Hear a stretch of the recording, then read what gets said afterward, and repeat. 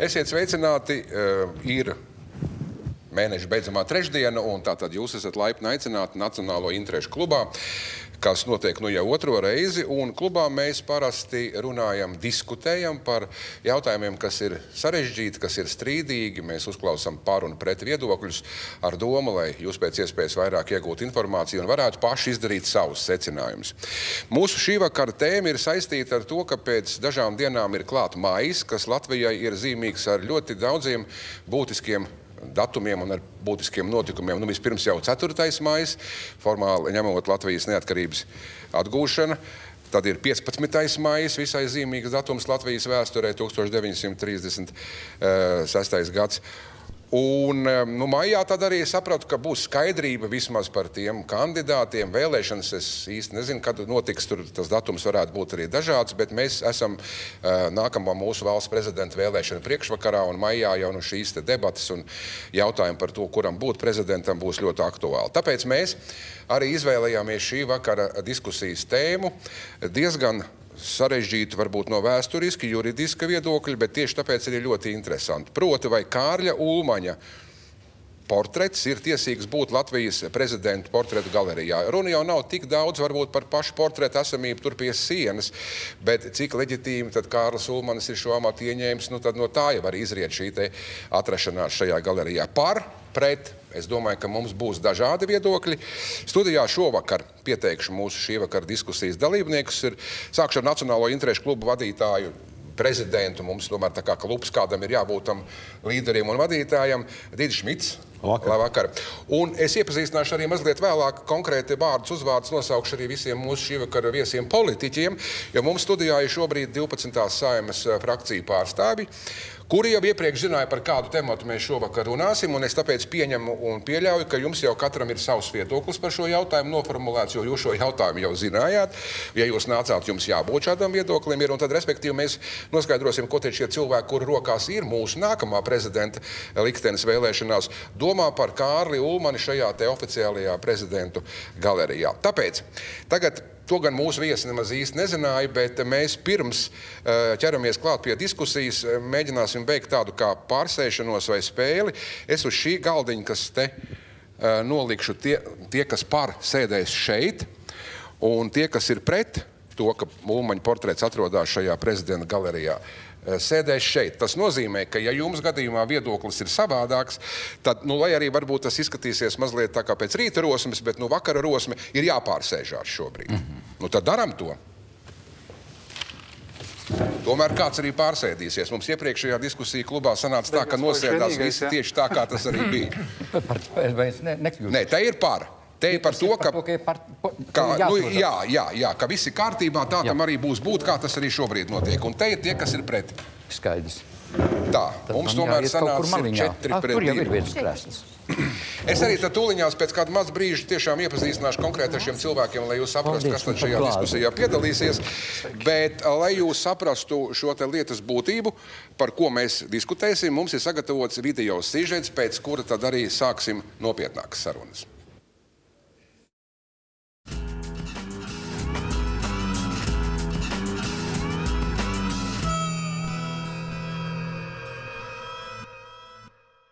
Lūk, Latvijas valsts prezidenta galerija. Pirmais Jānis Čakste, tad Gustavs Zemgals, pēc tam Alberts Kviesis, nu, šeit Kārlis Ulmanis. Portretu galeriju mēs varētu turpināt arī ar atjaunotās Latvijas prezidentiem Gunti Ulmani, Vairu Vīķu Freibergu, Valdi Zatleru, Andri Bērziņu, bet, protams, ka vispazīstamākais ir Kārlis Ulmanis, kurš bija Latvijas vadonis no 1934. gada 15. maija līdz 1940. gada 16. jūnijam. Kopš Kārlis Ulmanis nāca pie varas, nu ir pagājuši jau vairāk nekā 60 gadu, taču jautājums par to, vai Kārlis Ulmanis drīkst tikt uzskatīts par pilntiesīgu Latvijas prezidentu, joprojām ir aktuāls. Tas joprojām ir Latvijas politiķu, juristu, vēsturnieku diskusiju objekts, jo Kārlis Ulmanis pie prezidenta amata netika tā, kā tas bija rakstīts Satversmē, kad 100 deputāti ievēl valsts prezidentu. Kārlis Ulmanis šo varu paņēma pats balss apvērsuma rezultātā. Ar jautājumu, vai Kārļa Ulmaņa portrets pilntiesīgi atrodas oficiālajā Latvijas prezidenta galerijā pie šī brīža Latvijas prezidenta Andra Bērziņa, vērsies mūsu Nacionālo interešu klubu vadītājs Dīdzis Šmits.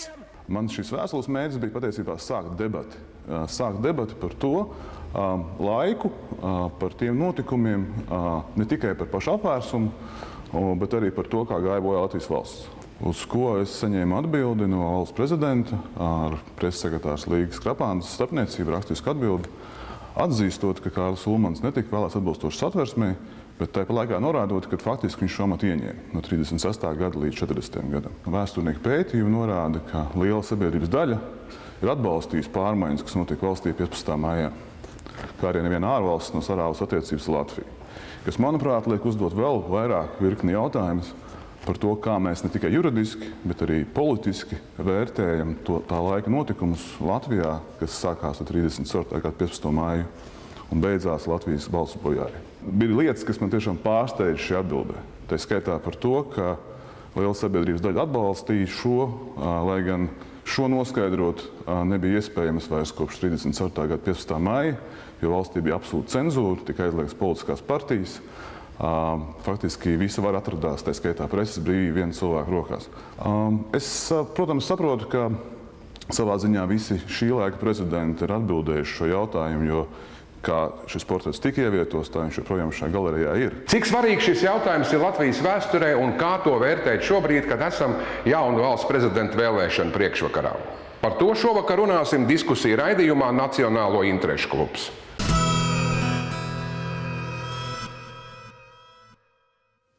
Nu, lūk, tāds ir mums šīs diskusijas priekšmets, par ko mēs runāsim tuvākās minūtēs. Un tagad mēs varam jau oficiāli arī iepazīties ar cilvēkiem, kas šajā diskusijā piedalīsies, jo tagad visi viņi ir nosēdušies tā, kāda ir viņu pārliecība vai viedoklis. Drīzāk es sākšu tad no tā gala. Aibars Berķis pārstāv Latvijas Zemnieku savienību, ZZS pārstāvis, ja mēs par frakciju runājam, vai par pārstāvēto Saeimā frakciju. Ingūna Sudraba no Sirds Latvijai. Valērija Sagēšins ir Saskaņas pārstāvis. Vēstures doktors Ritvārs Jansons, Nacionālā apvienība Visu Latvijai, Aizmiem brīvībai LNNK. Tātad šie 4 cilvēki ir par to, ka prezidenta portreta galerijā, Kārļa Ulmana bildē ir jābūt. Un tad mums sanāk tāda opozīcija, maziņa, viņi gan ir 2 cilvēki, tad Didis Šmits, ar ko jau es iepazīstināju, un Jūris Viļņums, kas pārstāv Latvijas reģiona apvienību. Bet Šmita kungs, pirms jūs esat iniciators arī šī, jūs arī vēstuli, kā tikko, kā teicāt, sūtījāt pašreizējiem prezidentam, kā viņš skaidro to, arī mēs runājam par to 15. maiju un sakam, ka tas ir apvērsums. Varbūt, ka ir cilvēki, kas arī tā īsti nesaprot, apvērsums ir vienkārši pliks vārds. Kas tad tajā 15. maijā, bet tā īsi vēstures varbūt ārkārtīgi smalkumos neieiesim. Kas notika tajā 15. maijā? Ko tad Kārlis Ulmans izdarīja? Faktiski, kas ir ļoti interesanti vēsturiski un arī tāds ļoti liela neprecizitāte Latvijas vēsturē minot 15. maiju. Apvērsums juridiski, fiziski notika naktī no 15. maija uz 16. maiju, un faktiski sākās 16. maija rītā. Tā kā īstā apvērsuma diena, arī šī ir, to virkni vēsturnieki zina, patiesībā ir 16. maijas.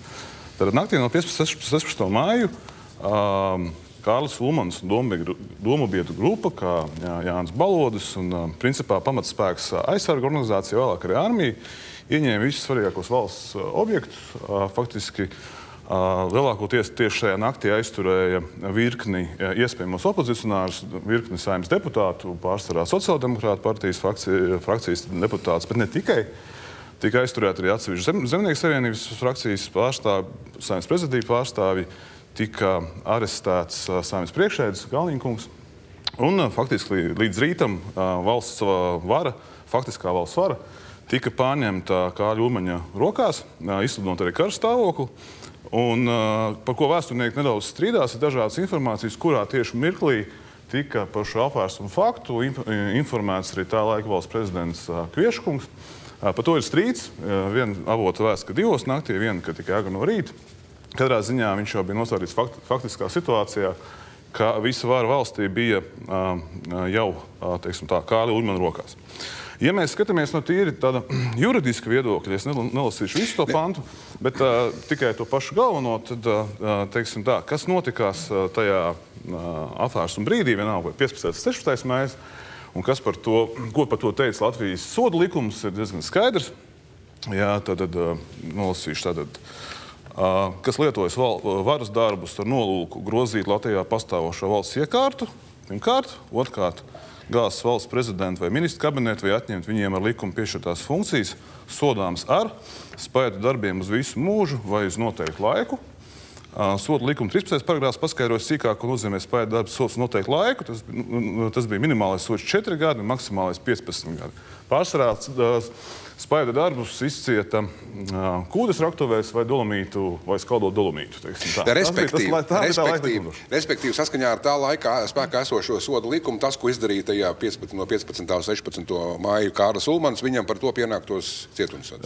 Pienācās tad divas sodu veidi. Vai no tas ir skaidrs, bet principā sods jebkurā gadījumā tiesa un tiesu darbi. Labi, tas bija tāds īsts ieskats par to, kas tad tajā 15. maijā notika, kāpēc arī visticamāk arī ir šīs te šie pretrunīgie vērtējumi un viedokļi par to, vai tas ir leģitīmi šis portreta atrašanās prezidenta galerijā vai ne. Mēs, starp citu, kad es iepazīstināju mūs ar šī vakara diskusijas viesiem, jūs sapratāt, ka šeit ir Saeimā pārstāvētās frakcijas, jo mums oficiāli pēc satversmes parlaments ievēl prezidentu, tāpēc mēs arī šiem cilvēkiem, kas vēlēs prezidentu, gribējām vaicāt, kā šo politisko partiju pārstāvi domā.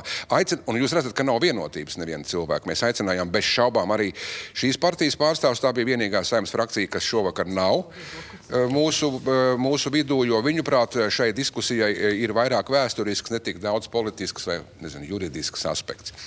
Tas, lai būtu skaidrs, kāpēc nav šeit neviens no vienotības. Pirms mēs noskatīsimies vēl vienu video, es gribētu tagad sākt, varbūt Berķa kungs, tad no tā gala no jums, kāpēc jūs apsēdāties šajā te galdu galā, kur ir par to, ka jāsaglabā status quo? Mans ir spriedums līdzīgs, kā pašreizējais prezidenta kungs teica, vai nu viņš darīja prezidenta darbus, vai viņš tos nedarīja. Ja viņš veica šos prezidenta pienākumus un ja viņš izpildīja, tad viņš de facto bija prezidents, un tad viņa portretam jābūt. Ja viņš šos pienākumus neveica un tikai skaitījās vārda pēc prezidents, tad portrets jāņem nost. Es uzskatu, ka neviens nav tik daudz izdarījis Latvijas labā, un arī tajā laikā, tieši kad ir, kā saka, viss, tieši tāpēc jau tas laiks palika atmiņā visiem, kā Ulmaņa laiki labie, tieši šo 4 gadu dēļ. Tas ir 6 gadu dēļ, tā. Un tāpēc es uzskatu, ka šo portretu uzliek par reāliem darbiem, nevis. Labi, tas ir jūsu viedoklis, kāpēc Pārsudrabas kundze, kāpēc jūs apsēdāties pie šī galda?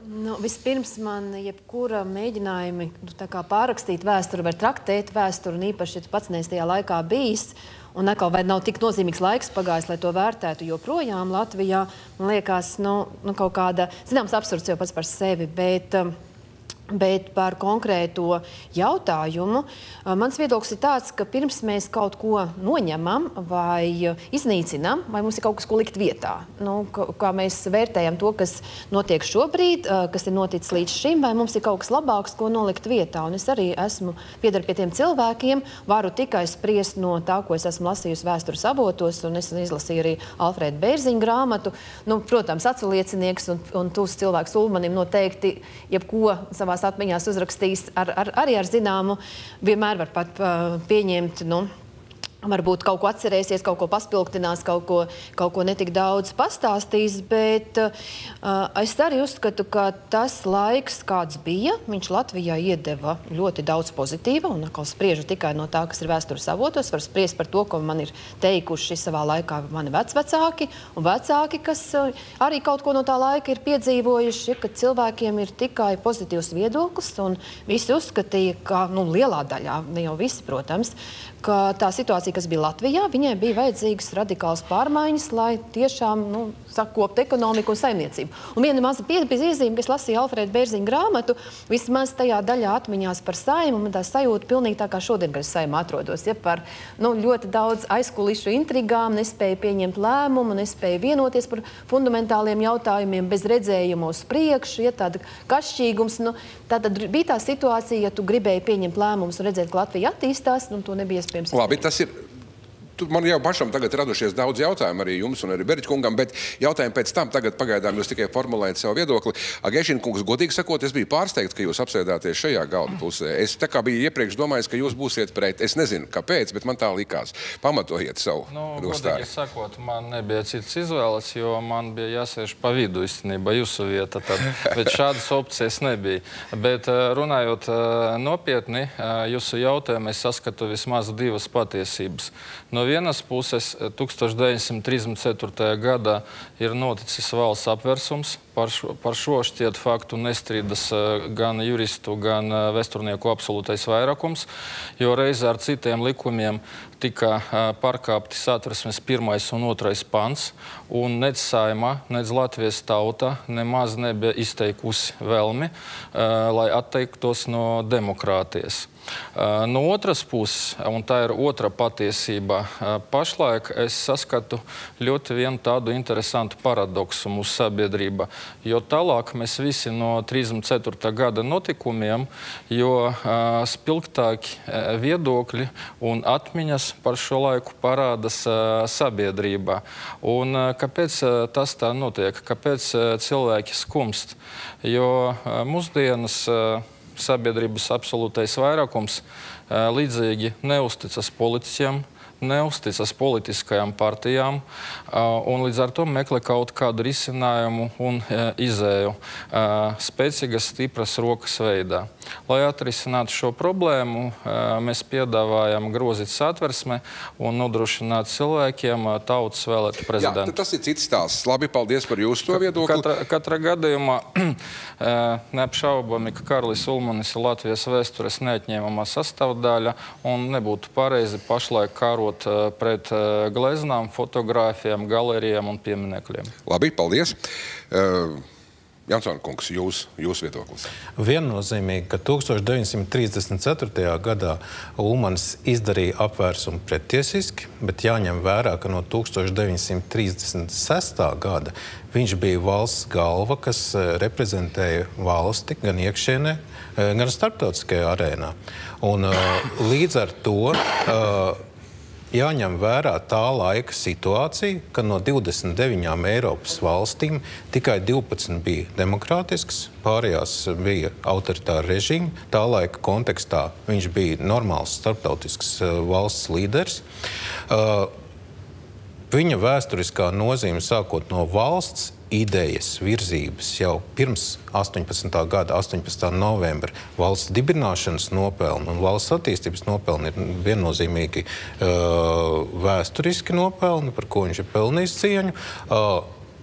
Juridiskais aspekts. Lai mēs izmestu ārā portretu, nevar vienkārši tāpat to darīt, tas būtu huligānisms. Tad vajadzīgs kāds juridiskais pamatojums. Ja mēs nolieksim visu to juridisko pamatu un visus Ulmaņa parakstītos likumus un dekrētus no 1936. gada, pie kā mēs nonākam? Mēs nonākam, ka tātad ir nelikumīgs arī 1939. gada 2. septembrī parakstītā Ulmaņa rezolūcija par to, ka Latvija ir neitrāla valsts, un mēs uzņemamies visas tās sekas, Otrā pasaules kara sekas, jo neitrālā valstī okupētāju valsts armijas nevarēja neiesaukt pilsoņus, neveikt tur kara darbību, ne pārvirzīt militāro transportu. Ja mēs pasakam, ka tā neitrālā valsts nebija, nu tad piedodiet, tad mēs par kādām Otrā pasaules kara sekām Latvijā varam runāt. Ja mēs pasakām to, ka Latvijā nav 1937. gada civila likums spēkā, uz tā pamata ir visas šobrīd mantiskās attiecības, tad pārtaisīsim visu valsti no sākuma ar visām mantiskajām attiecībām. Tas būs pilnīgi kauss. Es sapratu jūsu viedokli. Šmita kungs, jūs jau esat formulējis, nu tagad pēc tam varbūt diskusijā jūs varēsiet pateikt. Tikai vienu tādu repliku iekustināšanai. Šobrīd nav nekas no galerijas, nevienas portretes jāmet ārā. Šobrīd Rīgas pilī ir remonts. Visa valsts prezidenta portreta galerija salikt kastēs, arhīvā. Un faktiski neviens likums vai ministrs noteikums nereglamentē to, kam tur ir jābūt. Līdz ar to tas ir lielā mērā nākošā prezidenta, ko jūs vēlēsiet visi, teiksim, rīcībā, kurus portretus apakaļ galerijā salikt. Respektīvi, jā, tās naglas varbūt tik daudz nemaz nevajag sist un no tām kastēm ārā neņemt. Tas tāds mazs joks. Cik lielisks arguments. Nemaz nav jāņem ārā, jo mēs te runājam par to izņemt ārā. Vēl jau nav jāatliek vietā vienkārši. Viļņum kungs, jūs esat pret, es gribētu dzirdēt jūsu viedokli, bet ne pārāk gari. Es centīšos ļoti īsi, tad uzreiz precizēšu, es varbūt neesmu pret to, ka tur ir tā bilde, bet es domāju, ka tad būtu klāt jābūt paskaidrojumam, ka tomēr Kārlis Ulmanis tomēr nekad nav bijis Latvijas valsts prezidents ievēlēts atbilstoši Satversmei. Bet tas ir svarīgi, jo citādi cilvēkiem rodas maldīgs priekšstats, diemžēl, un arī bērniem, jauniešiem un tā tālāk. Otra lieta, ko es gribu teikt, kas notiktu, ja mūsdienās tomēr kāds mēģinātu līdzīgā veidā pārņemt varu Latvijā. Šmita kungs jau ļoti labi ieskicēja, kas būtu gan tajos 30. gados, atbilstoši arī mūsdienu likumdošanai, tas būtu noziegums, visa atbildība un tā tālāk. Un trešais, ko es gribēju pateikt, ja mēs runājam par Kārļa Ulmani, protams, kā vēsturiski svarīgu personību, kas de facto ļoti daudz ir izdarījis, tad es gribu atgādināt vēl vienu citu vēsturisku personību, Jāzepu Rancānu, kurš 30 gados bija valsts prezidenta pienākumu izpildītājs. Leģitīms Latvijas valsts pārstāvis. Vai šeit klātesošiem vai televīzijas skatītāji daudz zina, kas ir Jāzeps Rancāns? Es domāju, ka par to var taisīt atkal atsevišķi jaunu raidījumu.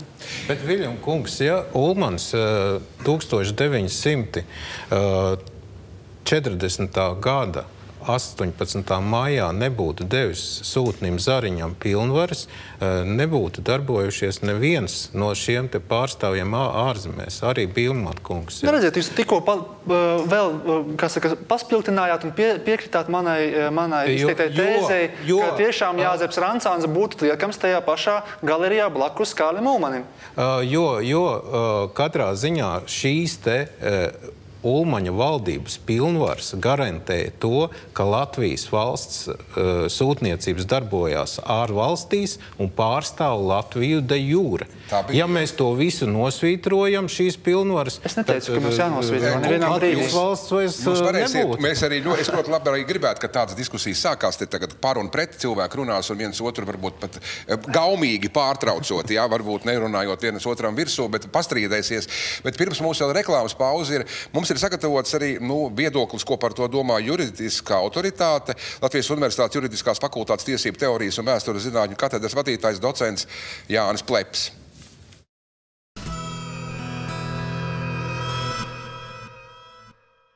Kārlis Ulmanis kopā ar saviem līdzgaitniekiem bija veicis valsts apvērsumu un apturēja Satversmes darbību. Tas periods, kas ir pēc 34. gada 15. maija, mēs varētu teikt, ir autoritārās valsts režīms un visu varu sevī koncentrēja Kārļa Ulmaņa ministru kabinets, kurš patiesībā lielā mērā nozīmē, ka Kārlis Ulmanis pats pieņem visus lēmumus, jo tie vairāk vai mazāk bija vairāk tehniski cilvēki, kas īstenoja vadoņa, kā viņu sauca, norādījumus konkrētos jautājumos.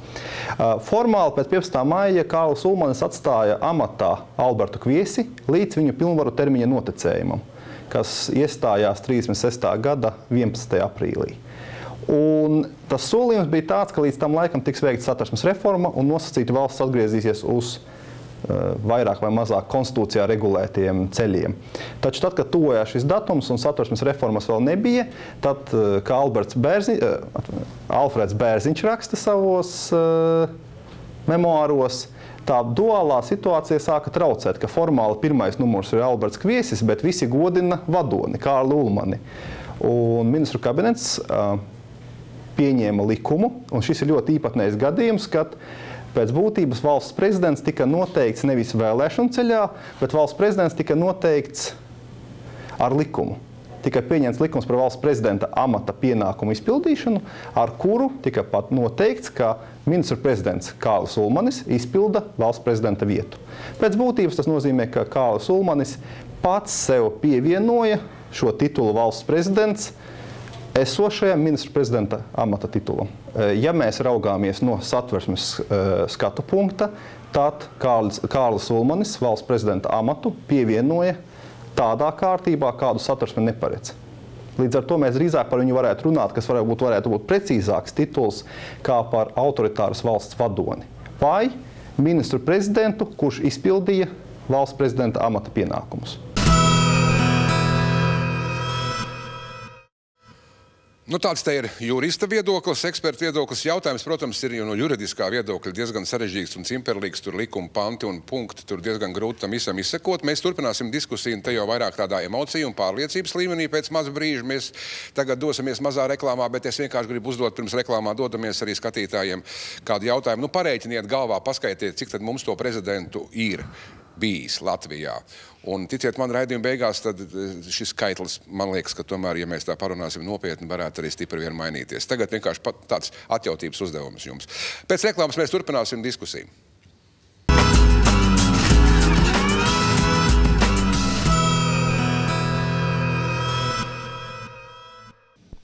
Mēs turpinām diskusiju mūsu šī vakara Nacionālo interešu klubā, kur mēs apspriežam tematu, vai Kārļa Ulmaņa portrets ir tiesīgs būt Latvijas prezidenta galerijā. Nu, saprotiet, protams, pareizi, ka nav jau runa tikai par bildi kā tādu. Runa ir par to, vai Kārlis Ulmans ir tiešām bijis īsti prezidents, vai nav tas bijis viltots prezidents, nu, kas pats ir vienkārši paņēmis šo titulu, sev pievienojis. Nu, un tagad mums ir šeit Saeimā pārstāvēto politisko partiju pārstāvi.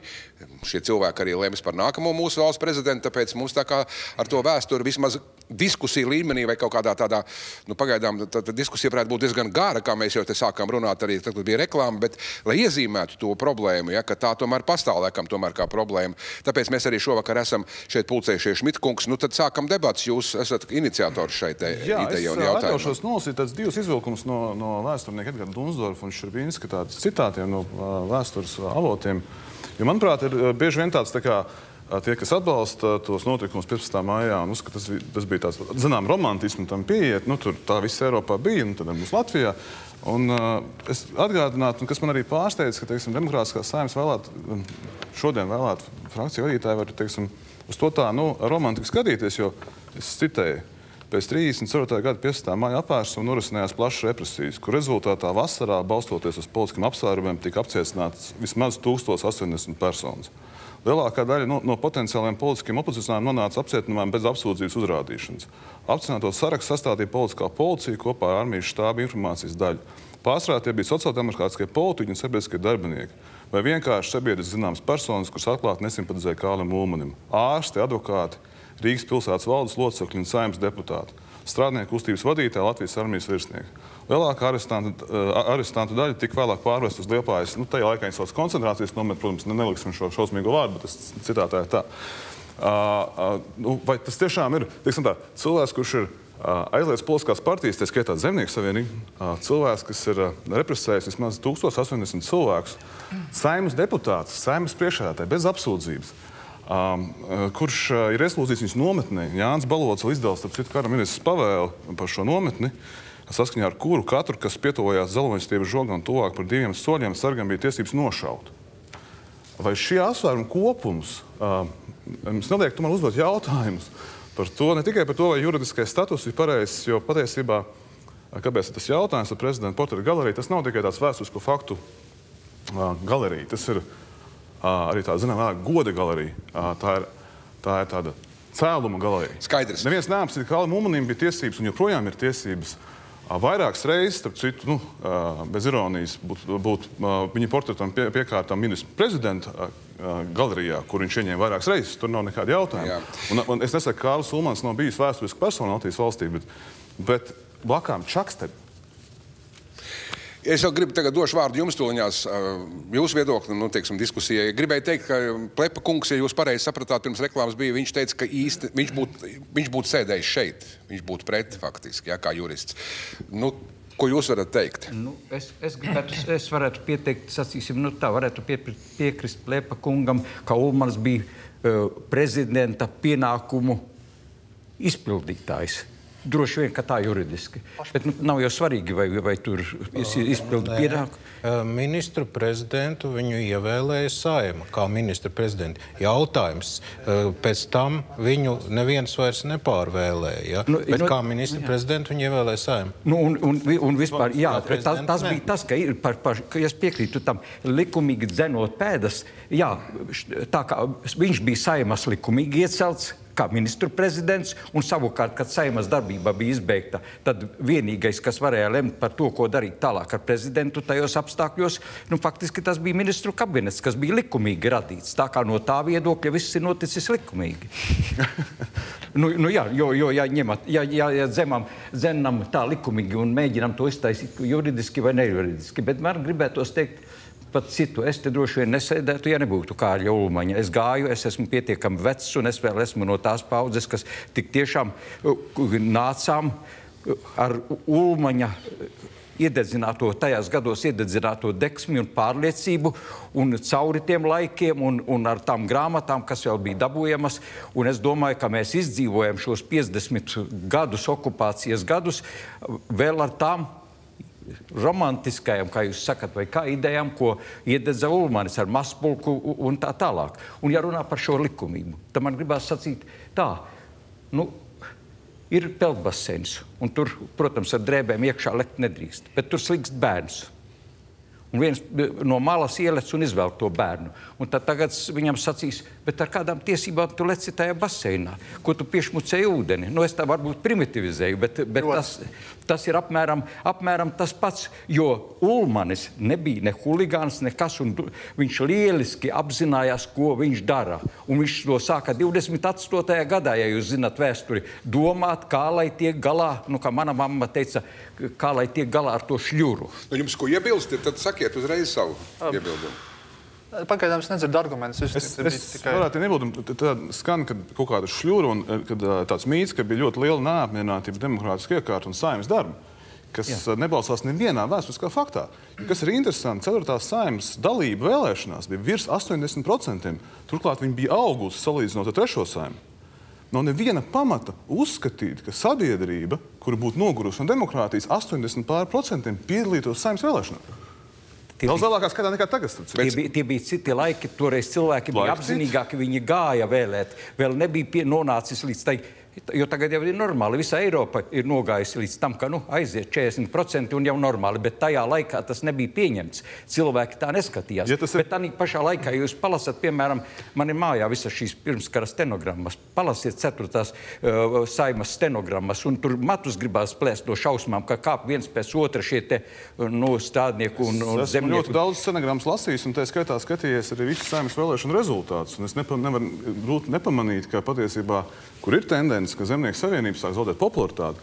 Un 4. Saimas vēlēšanās Kārlis Ulmanis, kā Zemnieku savienības līderis, startojot ar 1. numuru, tiek nostrīpots, gandrīz izstrīpots no Saimas, netiek ievēlēts gandrīz, principā tāds solvita āboltiņš šodienas. Ja?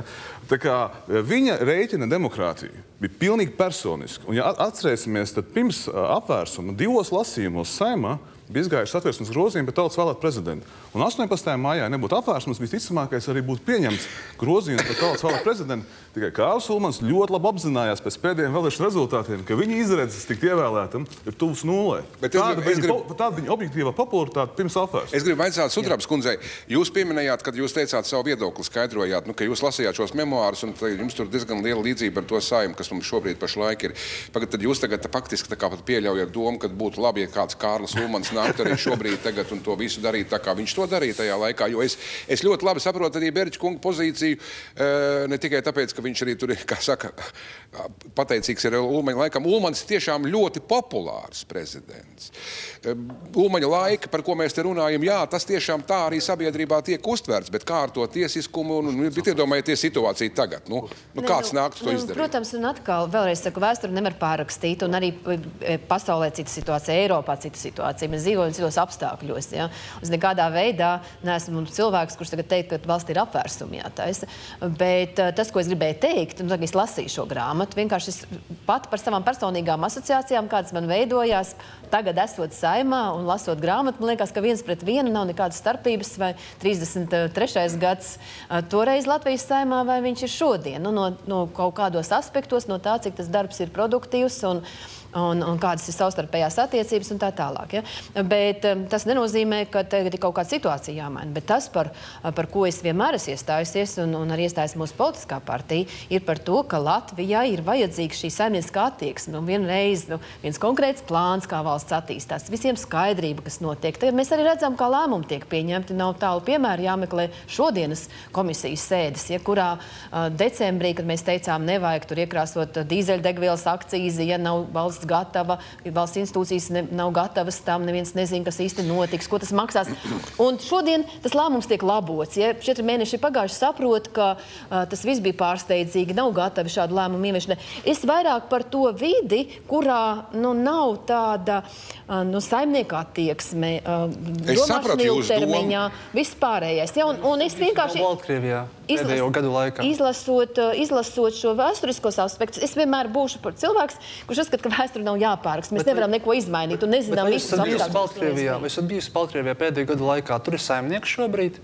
Vai jūs uzskatāt, ka tas ir pareizais modelis, kā jābūt valsts pārvaldes? Saprotiet, katra valsts izvēlās, kā viņa dzīvo. Vai jūs bijāt Baltkrievijā? Es arī nevēlos, lai Latvijā kāds cits ierastos. Es atbildu jums uz jautājumu. Es arī nevēlos, lai Latvijā kāds ierastos un noteikti, kā mums šeit dzīvot un kādai kārtībai šeit jābūt. Tāpēc arī es uzskatu, ka mums pirmām kārtām savā valstī ir jābūt tādai kārtībai, ka cilvēki šeit vēlās dzīvot. Viņi nebrauc prom no savas valsts. Es esmu bijusi Baltkrievijā, man liekas, 3 gadus atpakaļ. Jums patika tur? Ko nozīmē patika? Es esmu tās valsts iedzīvotāja. Es redzēju lietas, kas man tiešām patika. Man patika attieksme, kāda, piemēram, ir pret bērniem, pret skolniekiem, ja, kuriem... Un pret politiskām partijām. Kuriem, es vēlreiz saku, es redzēju to, kāda attieksme pret bērniem, kuriem pēc skolas visiem ir nodrošināts nodarbības, rūpējās par to, lai bērni uz ielas nedzīvotu, lai viņi nebūtu pakļauti kaut kādām narkotiku un vēl citām sliktām ietekmēm. Ja? Es redzēju tādu, piemēram, ļoti pozitīvu attieksmi pret jauniešiem. Bet es gribēju jums Agešņina kungs, jā, lūdzu, pēc tam pavaicāšu. Priekš manis vārda brīvība ierobežojumi un citu cilvēku tiesību ierobežojumi nav pieņemami absolūti, bet paradoxāla lieta. Šmita kunga citāts īstenībā vairo Ulmaņu Kārļa popularitāti tagad, jo ja mēs teiksim šāda veida, ka šis citāts izvietotu mana Balss LV portāla šo aicinājumu represēt politiķus, saslēgt viņu rokas dzelžos, esmu pārliecināts, ka tūkstošiem Latvijas iedzīvotāju parakstītos zem tā. Un īstenībā es uzskatu, ka tā ir ļoti laba reklāma Karlim Ulmanim, bet gribu arī vilkt paralēlis ar mūsdienām. Mūsdienas pašlaik tagad nav līdzīgā mēroga politiķa, kā Karlis Ulmanis nav. Un runājot kontekstā ar prezidenta vēlēšanām, vismaz starp esošajiem kandidātiem, gribētos cerēt un neizslēdzu, ka maijā šādā tipā kandidāts varētu parādīties. Lūk, ko es gribu pateikt par jūsu citātiem un dziļām domām. Nē, nākošajam prezidentam noteikti jābūt ir demokrātam. Un es jau minēju, ka 1934. gadā Ulmanis veica pretiesisku apvērsumu. Arī 36. gadā viņš pārņēma prezidenta pilnvaras neatbilstoši satversmei. Un tieši tāpēc, piemēram, Nacionālā apvienība virza par prezidentu Egilu Levitu. Mēs esam mācījušies no vēstures kļūdām, un es lielāku demokrātu šobrīd nevaru iedomāties, jo viņš bija tās koncepcijas autors, 4. maija neatkarības deklarācijas autors, kurš noteica šajā deklarācijā, ka Latvijas republika ir atjaunojama uz 1918. gada 18. novembrī proklamētās Latvijas republikas pamatiem. Es gribu teikt, ka, protams, mēs te diskutējam par kaut kāds šķiet, ka kādam varbūt, kad Ulmanis ir jāsvietro no vēstures. Nē, protams, ka nē. Mans viedoklis, protams, arī tāds ir, ka, viņš vēsturē ir bijis un daudz laba ir un daudz arī pretrunīgi izdarījis vēstures. No vēstures viņš nekur nav jāsvietro. Bet man simpātisks, man pašam likās Plepa kunga viedoklis, ka tomēr tāda atruna tur būtu jāpieraksta pie Kārļa Ulmaņa, ka, tā kā īsti jau... Kāpēc te visi pārējie tika ievēlēti saskaņā ar satvērsmi, bet Kārlis Ulmans, Ulmaņa dzimta.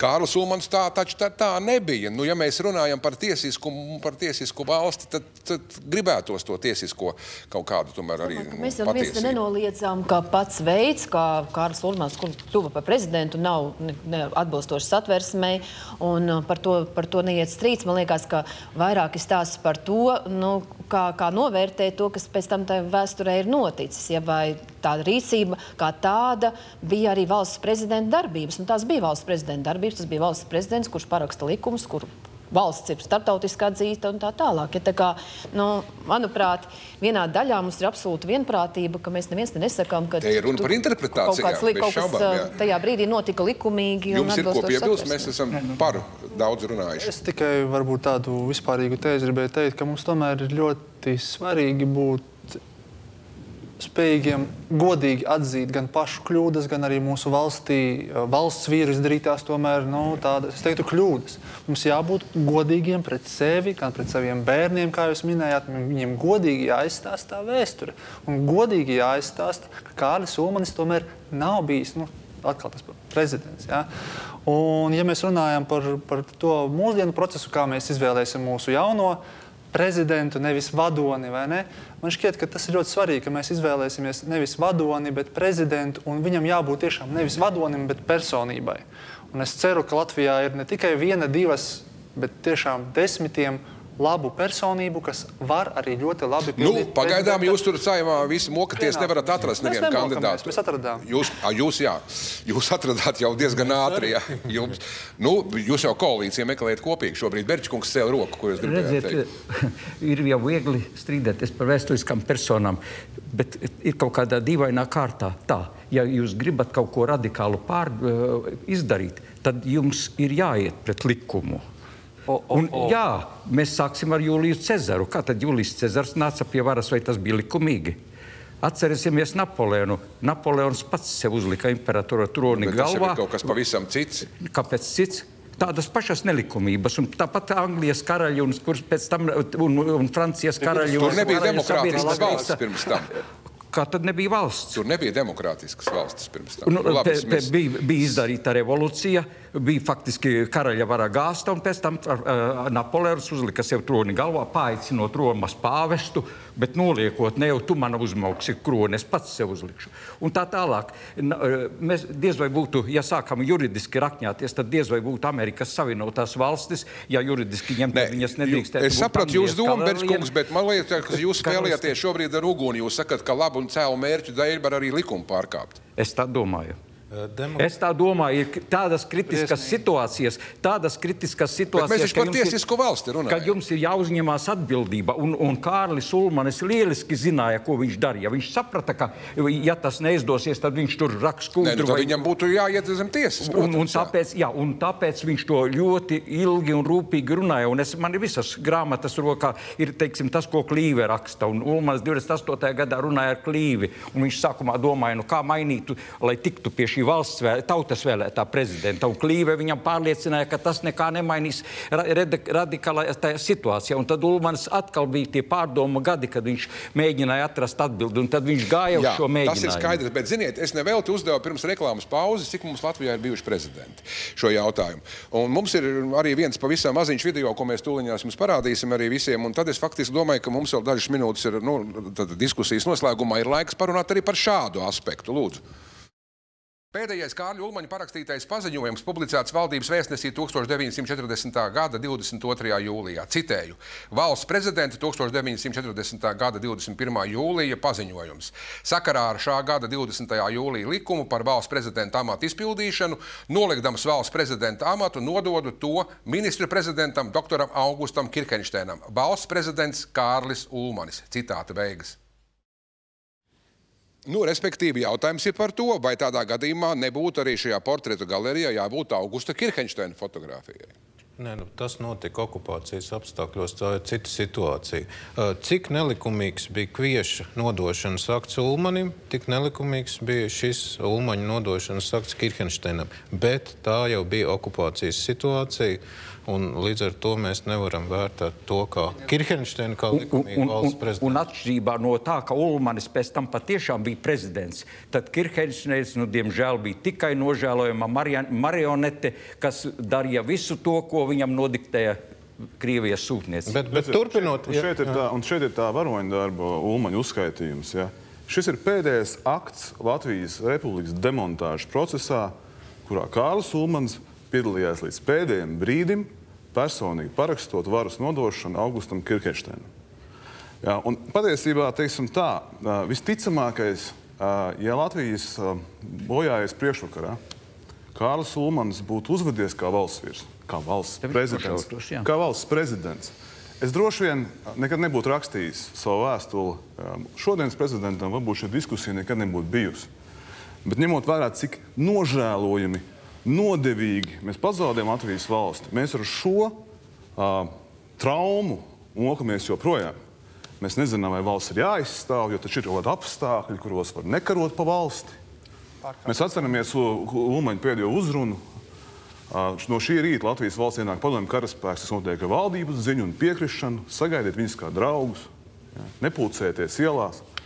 To visu mēs negribam dzirdēt. Un, lai mēs varētu kā nācija iet tālāk, mums, kā tu pareizi teici, mums vajadzētu vienā brīdī salikt punktus uz ī, arī tur, kur tas ir nepatīkami. Nevis kādi tur pazemot vai tiesāt, bet pateikt vienreiz, ka tā nekad vairs nebūs.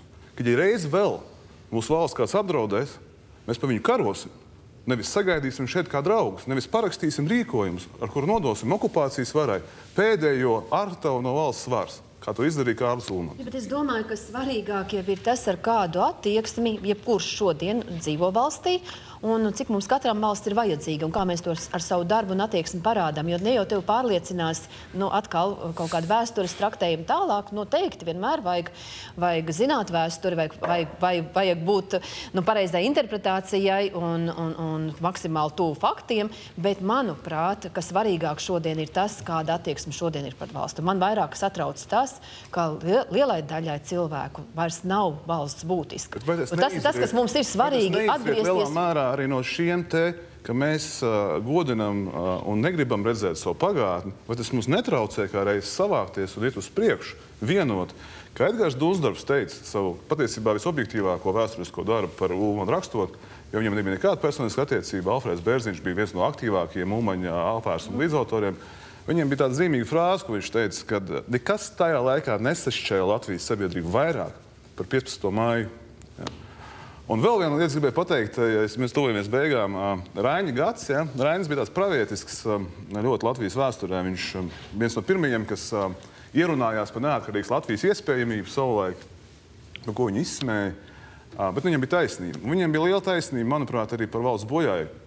Viņš Latvijas valsts dzimšanas dienā, 10. gadē, 28. gadā, manuprāt, teica ļoti zīmīgs vārdus. Viņš teica, latvieši sargājiet demokrātisku iekārtu, jo līdz ar to bojājies arī Latvijas valsts.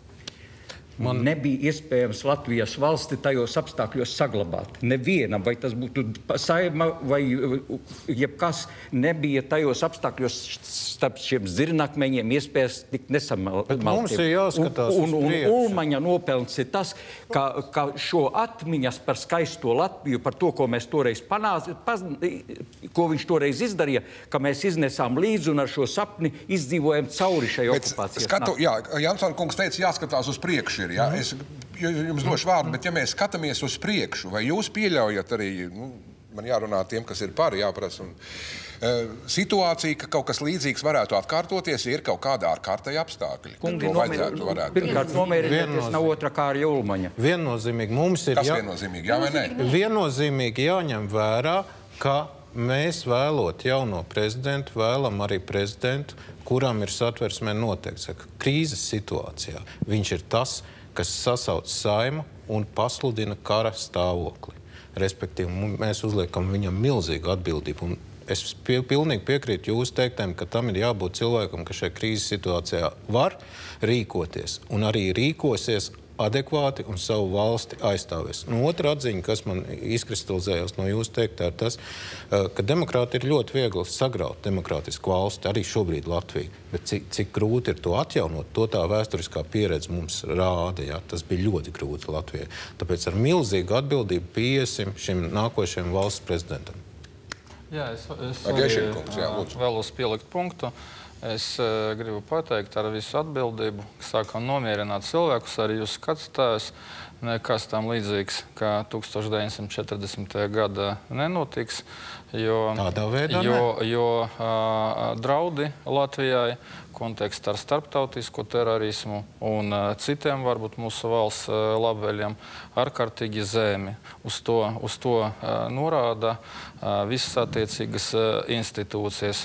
Šāda ziņā mums neviens nedraud. Es uzskatu, ka nereti Latvijas labklājību un drošību apdraud pļāpīgas amatpersonas tepat Latvijā uz vietas. Bet es nedomāju tik daudz par 40. gadu. Es vienkārši domāju, ir tāda situācija, kā toreiz Saeima bija sašķelta, tur nebija īstas vienotības, tur bija pilnīgi kāds no jums teica šļura vai kaut kas tam līdzīgs. Un mums tagad arī viegli neiet, un visi strīdās, un nekāda jēga no tās demokrātijas.